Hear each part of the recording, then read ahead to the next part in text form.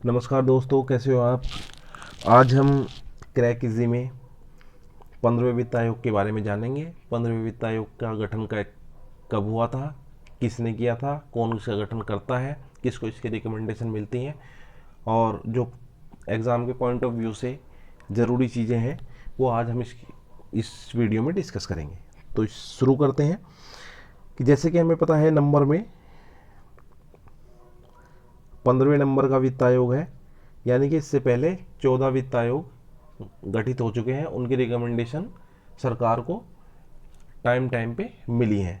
तो जैसे वित्त आयोग है, इसका गठन 5 साल के लिए होता है, यानी कि 5 साल में एक बार होता है। इसकी रिकमेंडेशन आती हैं और रिकमेंडेशन वो राष्ट्रपति को मिलती है, फिर सरकार उन पर काम करती है। तो ये हुआ वित्त आयोग के बारे में। तो हमें ये पता है कि जैसे अभी हाल फिलहाल में, यानी कि 9 नवंबर 2020 को वित्त आयोग ने अपनी रिकमेंडेशन दी है। इसकी जो रिकमेंडेशन आई है इस बार 2 बार आई है, यानी कि ये जो रिपोर्ट आई है फाइनल रिपोर्ट है। इससे पहले एक रिपोर्ट और आ चुकी है, वो 1 फरवरी 2020 को आई थी। उसको अंतरिम रिपोर्ट बोलते हैं। और ये जो आई है ये फाइनल रिपोर्ट है, और ये पूरे 5 वर्ष के लिए, ये सिर्फ 1 साल के लिए थी, यानी 2020 और 2021 के लिए ये रिकमेंडेशन थी, जो पहले रिकमेंडेशन आई थी। एक और महत्वपूर्ण बात, इसका जो शीर्षक रखा है 15वें वित्त आयोग ने, इसका शीर्षक रखा है कोविड-19 के दौर में 15वां वित्त आयोग। तो इसका ये शीर्षक याद करने की ज़रूरत है, ध्यान में रखना है। तो इसकी जो रिकमेंडेशन है वो राष्ट्रपति को मिल गई है, और राष्ट्रपति उनको संसद के पटल पर रखेगा, वहाँ पर चर्चा होंगी और इसकी रिकमेंडेशन जो मानी जाएंगी वो लागू हो जाएंगी। अच्छा, वित्त आयोग के बारे में संविधान में कहाँ पे दिया गया है, तो संविधान में हमें पता है अनुच्छेद 280 में इसके बारे में चर्चा है, और इसके बारे में बताया गया है कि कौन इसका गठन करेगा। तो हमें पता है कि इसका गठन राष्ट्रपति करता है और 5 साल के लिए करता है वित्त आयोग का गठन। अच्छा, वित्त आयोग का गठन क्यों किया जाता है, ये भी एक सवाल है कि वित्त आयोग का गठन क्यों किया जाता है। तो वित्त आयोग का जो गठन किया जाता है, वित्त आयोग का गठन जो टैक्स का बंटवारा होना है राज्य और संघ के बीच, यानी केंद्र के बीच, तो उनका उस जो हमें पता है कि हमारा जो देश है वो फेडरल स्ट्रक्चर पे चलता है, यानी यहाँ संघ के अधिकार अलग हैं और राज्यों के अधिकार अलग हैं। तो राज्य और संघ दोनों टैक्स लेते हैं। वो टैक्स का जब कलेक्ट होता है तो उस टैक्स का बंटवारा किसको कितने परसेंट पैसा मिलेगा उस टैक्स के कलेक्शन में से, वो निर्धारित करने के लिए ही वित्त आयोग का हर 5 साल में गठन किया जाता है।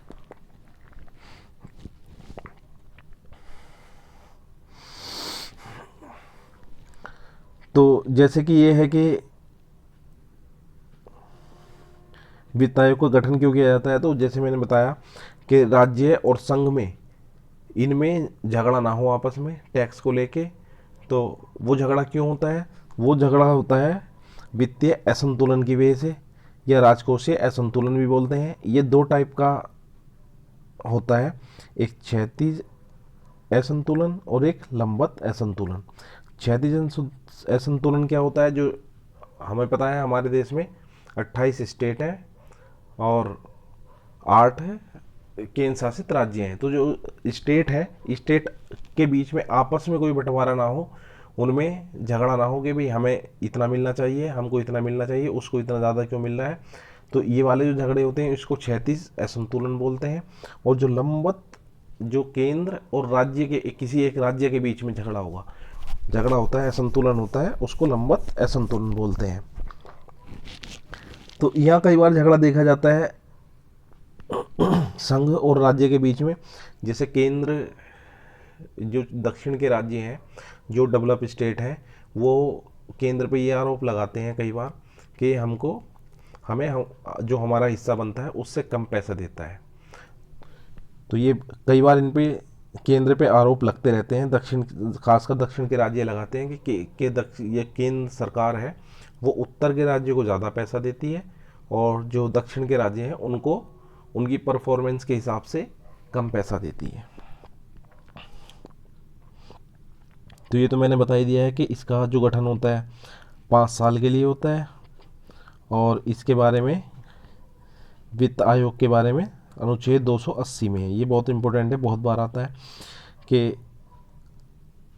कौन से अनुच्छेद में वित्त आयोग के बारे में चर्चा की गई है। अच्छा, इसकी जो संरचना है, इसके स्ट्रक्चर के बारे में ये है कि जो वित्त आयोग होता है उसमें एक अध्यक्ष होता है और इसके अध्यक्ष की सहायता के लिए 4 सदस्य राष्ट्रपति अपॉइंट करता है। इनके जो अध्यक्ष और सदस्यों की योग्यता होनी चाहिए वो ये है कि अध्यक्ष को सार्वजनिक मामलों का जानकार होना चाहिए, अनुभव होना चाहिए उसको, और जो सदस्य होते हैं उसे या तो वो हाई कोर्ट में जज होने के लिए नियुक्त होने के लिए योग्य हो, वित्तीय मामलों का जानकार हो, आर्थिक मामलों का जानकार हो, वित्तीय लेखांकन का अनुभव उसके पास होना चाहिए। और इनके सदस्य और जो अध्यक्ष होता है उनका कार्यकाल कितने दिन का होगा उसका निर्धारण राष्ट्रपति अपनी मर्जी से करता है। कार्य तो जैसे मैंने बता ही दिए हैं कि जो टैक्स होता है, कर का बंटवारा संघ और राज्य में किस प्रकार होना है उसका निर्धारण ही कि एक फार्मूले के तहत वित्त आयोग करता है। तो जैसे इस बार 15वें वित्त आयोग ने जो कहा रिकमेंडेशन दी है अभी तक निकल के आ रही है वो ये आ रही है कि 41% जो पैसा है टैक्स का वो 41% राज्यों के पास जाएगा और जो बाकी बचा वो केंद्र सरकार को मिलेगा। तो ये हमें पता है केंद्र सरकार के खर्चे भी ज़्यादा होते हैं तो केंद्र सरकार को इसने ज़्यादा दिया जाता है। और जो इससे पहले वाला वित्त आयोग था, 14वां वित्त आयोग था, उसको 42% दिया गया था। यानी कि इस बार राज्य का जो हिस्सा है थोड़ा 1% काट दिया गया है। वो किस लिए काटा गया है कि जम्मू कश्मीर राज्य है, जम्मू कश्मीर राज्य अब हमें पता है केंद्र शासित प्रदेश हो गया है तो 1% वो केंद्र के हिस्से में उसका जो खर्चा है केंद्र के हिस्से में चला गया है। तो उसी वजह से थोड़ा जो स्टेट का जो हिस्सा था वो 1% काट कर कम कर दिया गया है। इसके फार्मूले का निर्धारण ये खुद करता है जनसंख्या को देख के उनका क्रियान्वयन कैसे होता है, यानी कि योजनाओं का क्रियान्वयन कैसे होता है, उन सब चीज़ों को देख के उसकी आर्थिक स्थिति, इन सब चीज़ों को देख के एक फार्मूला बनाता है और उस फार्मूले के तहत ही राज्यों को टैक्स का जो पैसा होता है वो बांट दिया जाता है, हिस्सा बांट दिया जाता है।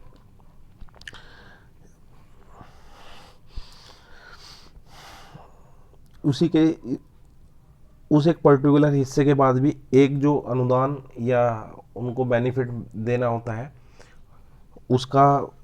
उसके बारे में भी ये अपनी सिफारिशें देता है। जैसे एक सामान्य अनुदान, विशेष अनुदान और निष्पादन आधारित अनुदान। निष्पादन आधारित अनुदान में ये कि किसी स्टेट ने अपने यहाँ पे जो योजनाएं चलाई जा रही हैं उनको कैसे क्रियान्वित किया है, कितने अच्छे तरीके से किया है। जो राज्य अच्छे तरीके से क्रियान्वयन करता है उनको एक प्रोत्साहन के रूप में कुछ एक्स्ट्रा पैसा दिया जाता है जिससे और राज्य भी वो पैसा लेने के लिए अपने यहाँ पे योजनाओं का अच्छे ढंग से क्रियान्वयन करें।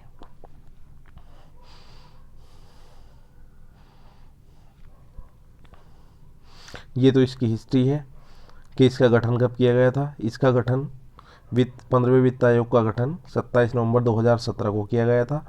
इसको अपनी रिपोर्ट 20 नवंबर 2019 को सौंपनी थी इसने, लेकिन पहली रिपोर्ट जो सौंपी वो 1 साल के लिए 1 फरवरी 2020 को सौंपी, और दूसरी जो फाइनल रिपोर्ट आई है 9 नवंबर 2020 को राष्ट्रपति को सौंपी है। ये तो हमने देख ही लिया है। अच्छा, इसने जो जनसंख्या के आंकड़ों का प्रयोग है वो कौन से जनसंख्या के आंकड़े लिए हैं? इस बार 2011 की जो जनगणना है उसके आंकड़े लेकर ये अपनी रिपोर्ट बनाई है। इससे पहले ये जो 2014 यानी कि 14वां जो वित्त आयोग था उसने अपनी रिपोर्ट में 2011 के साथ साथ 1971 की जो जनसंख्या के आंकड़े थे इनका अलग अलग वेटेज लेकर, ये वेटेज मैं अभी बताता हूँ कितना कितना वेटेज लिया था।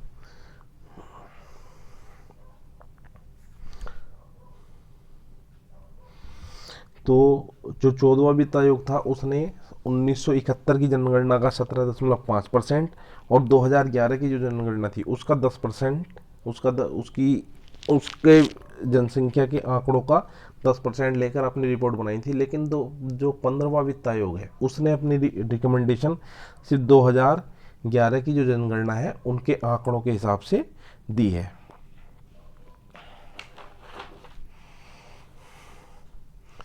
एक जो नई बात इसमें बनाई है, योजना आयोग ने की है, वो ये कि जो रक्षा के लिए बजट है